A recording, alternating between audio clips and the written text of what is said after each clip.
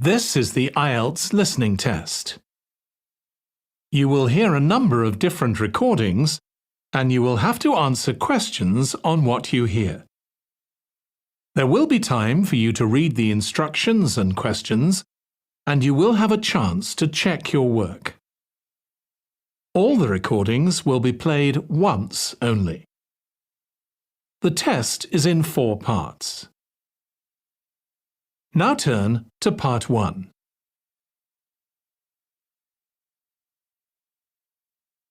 Part 1. You will hear a woman phoning a friend to get information about a job agency. First, you have some time to look at questions 1 to 5.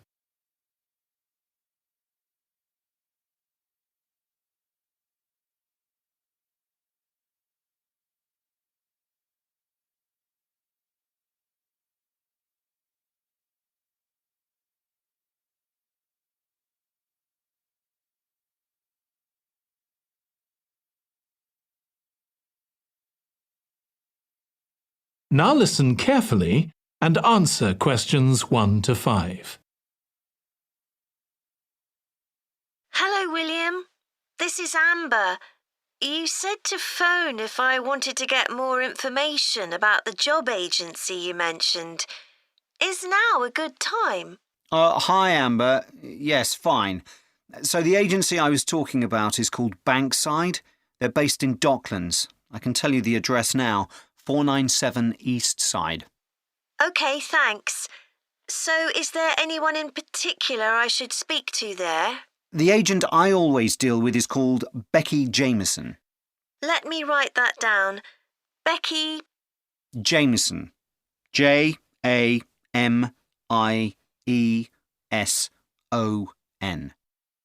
Do you have her direct line? Yes, it's in my contacts somewhere. Right, here we are. 07866 510 333. I wouldn't call her until the afternoon if I were you. She's always really busy in the morning trying to fill last-minute vacancies. She's really helpful and friendly, so I'm sure it would be worth getting in touch with her for an informal chat.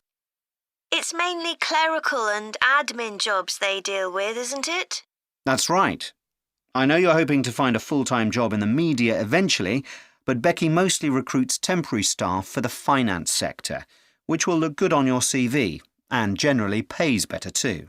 Yeah, I'm just a bit worried because I don't have much office experience. I wouldn't worry. They'll probably start you as a receptionist or something like that. So what's important for that kind of job isn't so much having business skills or knowing lots of different computer systems. It's communication that really matters, so you'd be fine there. And you'll pick up office skills really quickly on the job. It's not that complicated. OK, good. So how long do people generally need temporary staff for? It would be great if I could get something lasting at least a month. That shouldn't be too difficult. But you're more likely to be offered something for a week at first, which might get extended. It's unusual to be sent somewhere for just a day or two. Right. I've heard the pay isn't too bad. Better than working in a shop or a restaurant. Oh, yes, definitely. The hourly rate is about £10, $11 if you're lucky. That's pretty good. I was only expecting to get £8 or £9 an hour. Before you hear the rest of the conversation, you have some time to look at questions 6 to 10.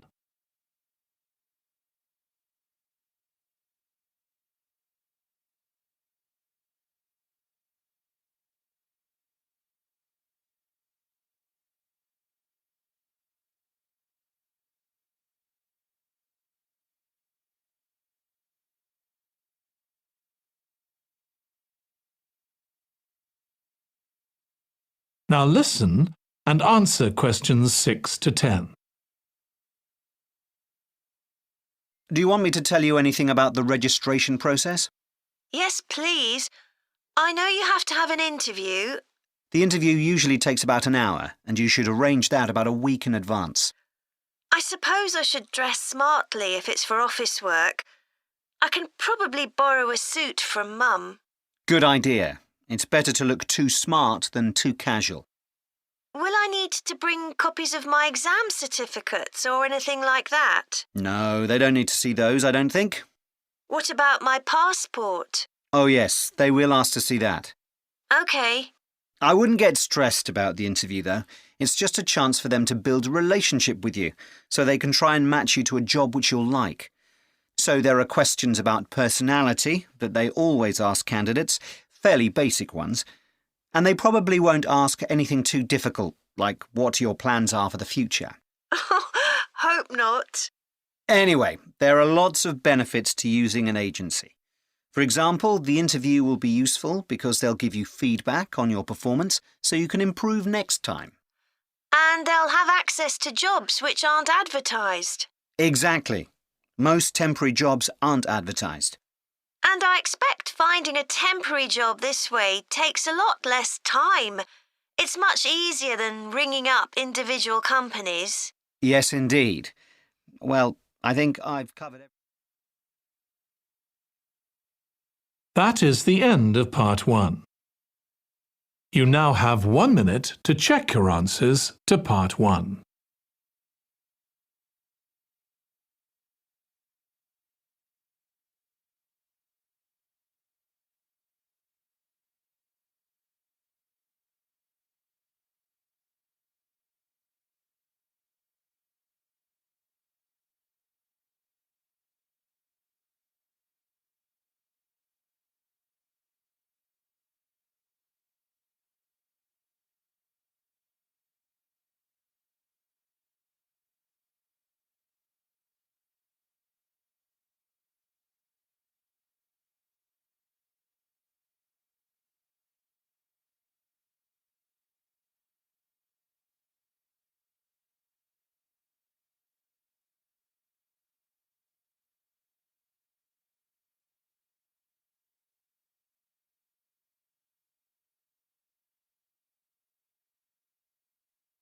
Part 2. You will hear a woman giving a presentation about a holiday on an island in Britain that her company organises. First, you have some time to look at questions 11 to 14.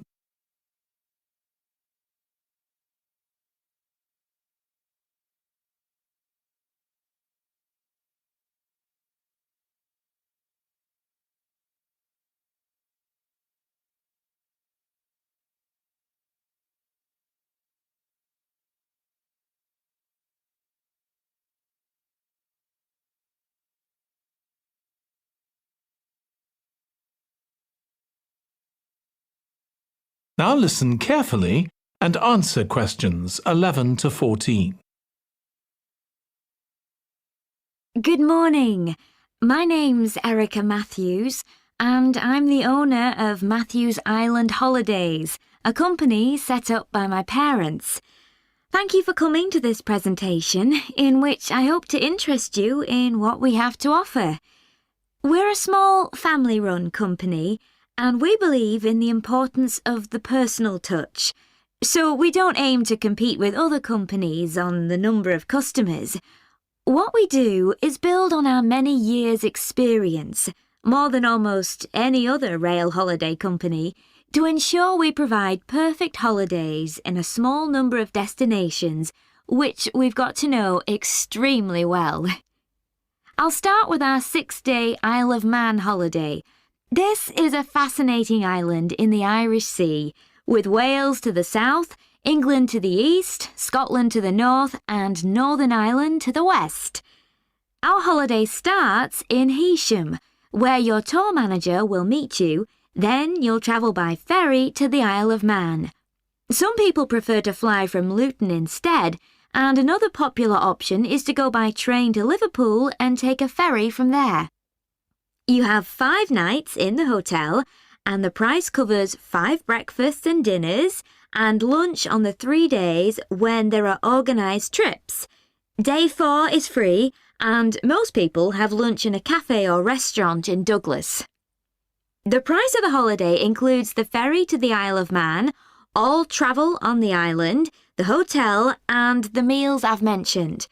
Incidentally, we try to make booking our holidays as simple and fair as possible, So, unlike with many companies, the price is the same whether you book 6 months in advance or at the last minute, and there's no supplement for single rooms in hotels.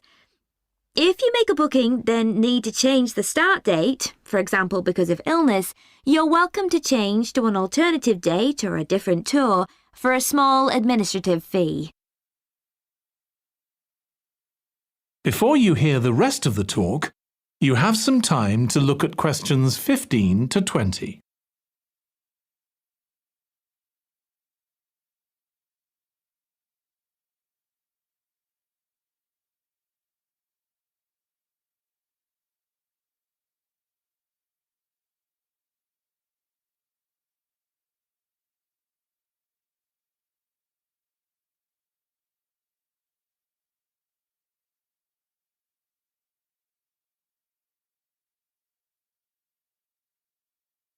Now listen and answer questions 15 to 20. Okay, so what does the holiday consist of? Well, on day 1, you'll arrive in time for a short introduction by your tour manager, followed by dinner in the hotel. The dining room looks out at the river, close to where it flows into the harbour, and there's usually plenty of activity going on. On day 2, you'll take the coach to the small town of Peel, on the way calling in at the Tynwald exhibition.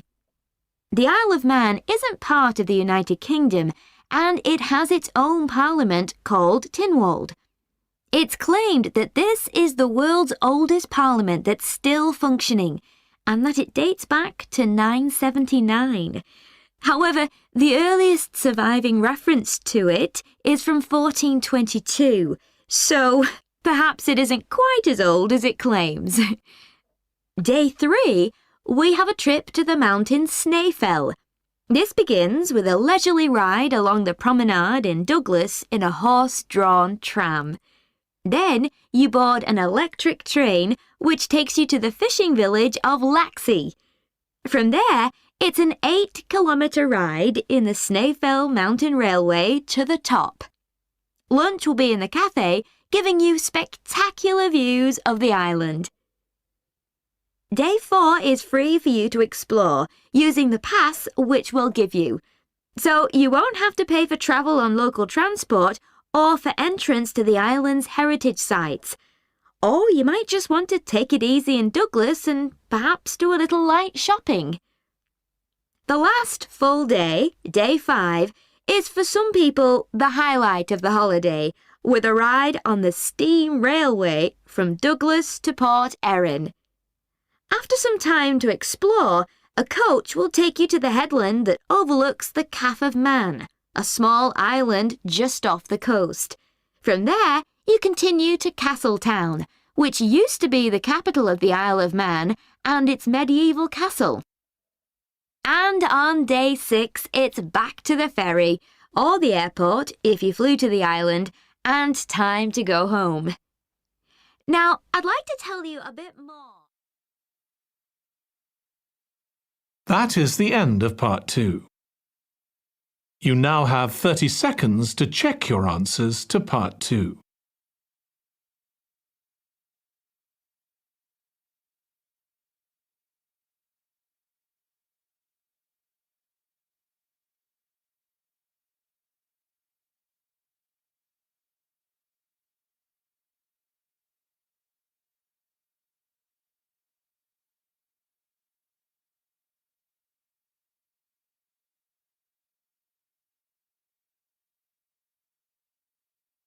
Part 3. You will hear 2 psychology students discussing the effects of the order in which the children in a family are born. First, you have some time to look at questions 21 to 26.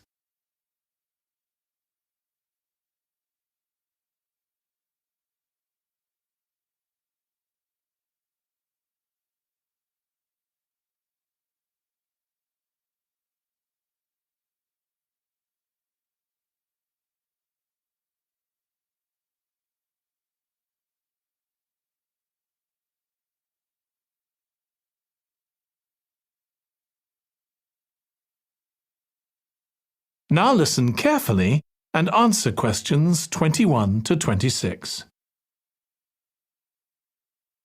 Ed, how are you getting on with the reading for our presentation next week? Well, OK, Ruth, but there's so much of it. I know. I hadn't realised birth order was such a popular area of research. But the stuff on birth order and personality is mostly unreliable. From what I've been reading, a lot of the claims about how your position in the family determines certain personality traits are just stereotypes, with no robust evidence to support them. OK, but that's an interesting point. We could start by outlining what previous research has shown. There are studies going back over 100 years. Yeah, so we could just run through some of the typical traits. Like the consensus seems to be that oldest children are generally less well-adjusted because they never get over the arrival of a younger sibling. Right, but on a positive note, some studies claim that they were thought to be good at nurturing. Certainly in the past, when people had large families, they would have been expected to look after the younger ones. There isn't such a clear picture for middle children, but one trait that a lot of the studies mention is that they are easier to get on with than older or younger siblings. Generally eager to please and helpful, although that's certainly not accurate as far as my family goes. My middle brother was a nightmare, always causing fights and envious of whatever I had. As I said, none of this seems to relate to my own experience.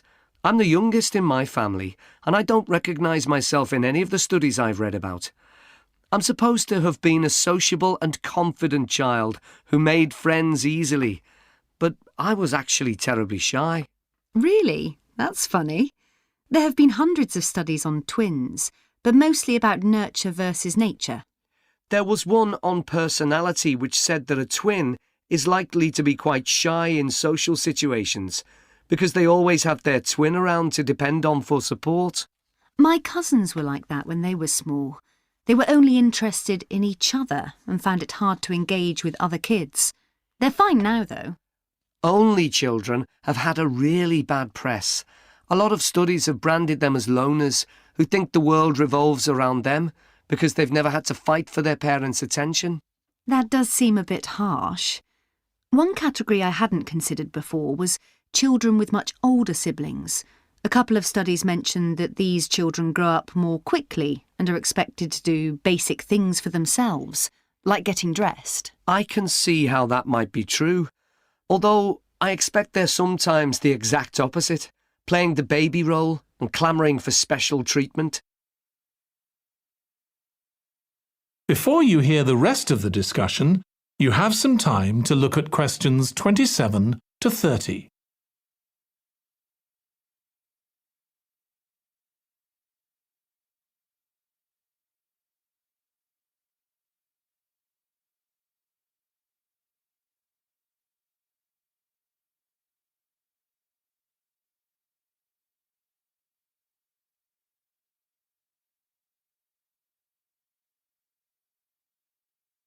Now listen and answer questions 27 to 30.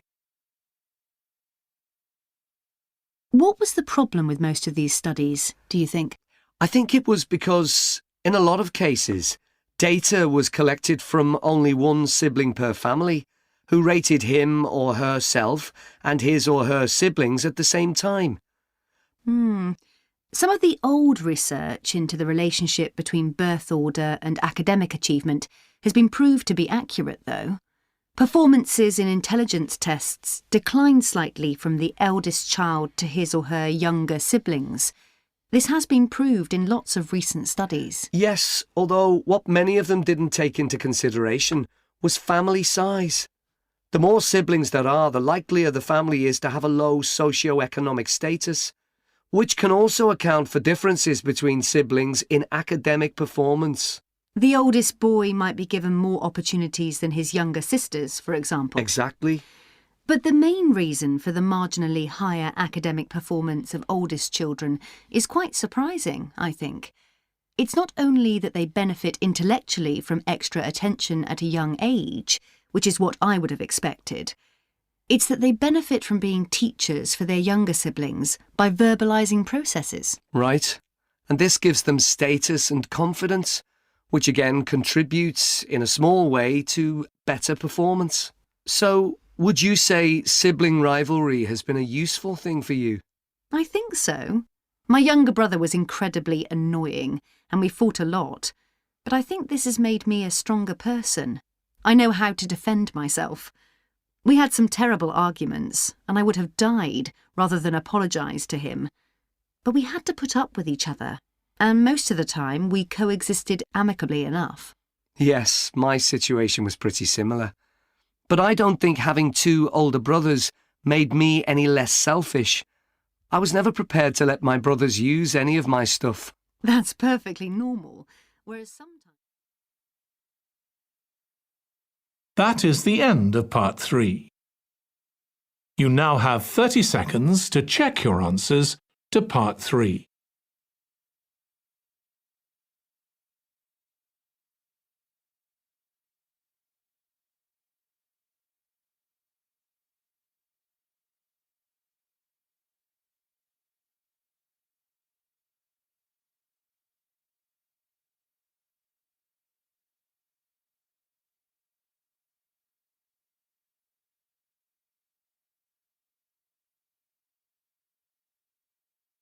Part 4.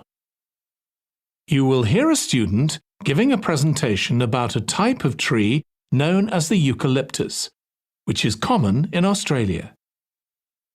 First, you have some time to look at questions 31 to 40.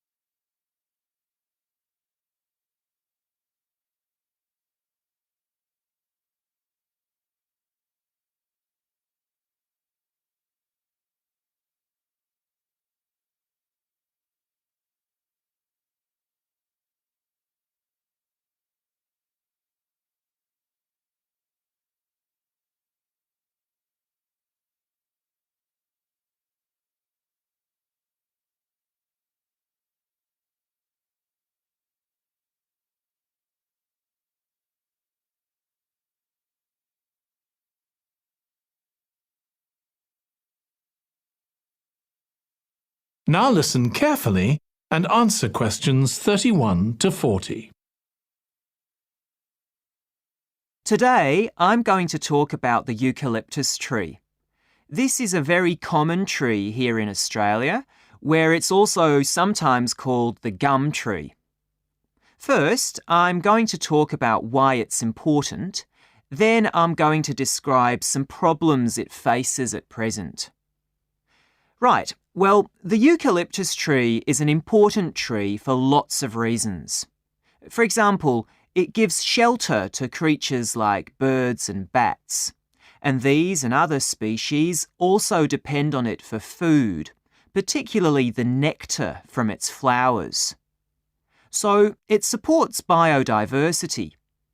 It's useful to us humans too, because we can kill germs with a disinfectant made from oil extracted from eucalyptus leaves.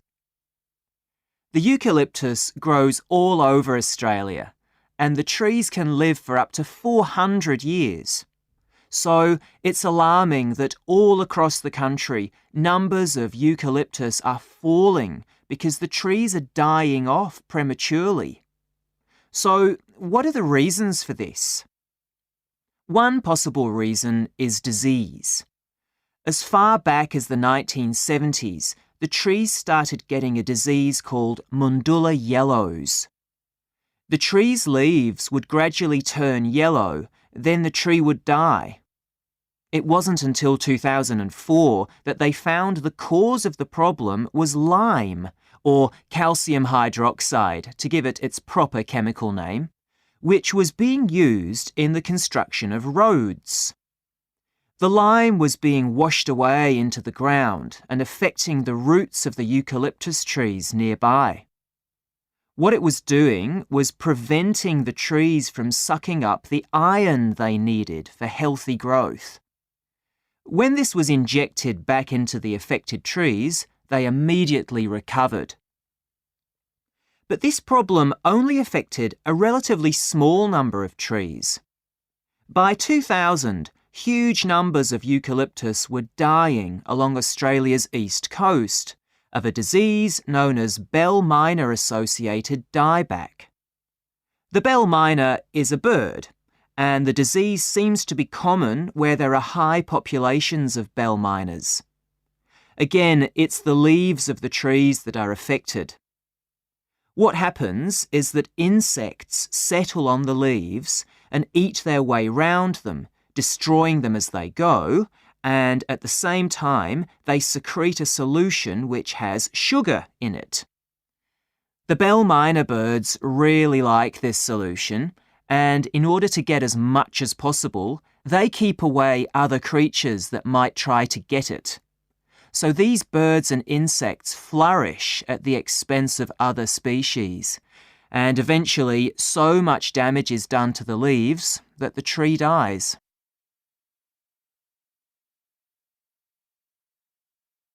But experts say that trees can start looking sick before any sign of bell miner-associated dieback. So it looks as if the problem might have another explanation. One possibility is that it's to do with the huge bushfires that we have in Australia. A theory proposed over 40 years ago by ecologist William Jackson is that the frequency of bushfires in a particular region affects the type of vegetation that grows there. If there are very frequent bushfires in a region, this encourages grass to grow afterwards, while if the bushfires are rather less frequent, this results in the growth of eucalyptus forests. So why is this? Why do fairly frequent bushfires actually support the growth of eucalyptus? Well, one reason is that the fire stops the growth of other species which would consume water needed by eucalyptus trees. And there's another reason. If these other quick-growing species of bushes and plants are allowed to proliferate, they harm the eucalyptus in another way by affecting the composition of the soil and removing nutrients from it. So some bushfires are actually essential for the eucalyptus to survive as long as they are not too frequent. In fact, there's evidence that Australia's Indigenous people practiced regular burning of bushland for thousands of years before the arrival of the Europeans. But since Europeans arrived on the continent, the number of bushfires has been strictly controlled. Now, scientists believe that this reduced frequency of bushfires to low levels has led to what's known as dry rainforest, which seems an odd name as usually we associate tropical rainforest with wet conditions. And what's special about this type of rainforest? Well, unlike tropical rainforest, which is a rich ecosystem, this type of ecosystem is usually a simple one. It has very thick, dense vegetation, but not much variety of species. The vegetation provides lots of shade, so one species that does find it ideal is the bell miner bird, which builds its nests in the undergrowth there. But again, that's not helpful for the eucalyptus tree. That is the end of part 4. You now have 1 minute to check your answers to part 4.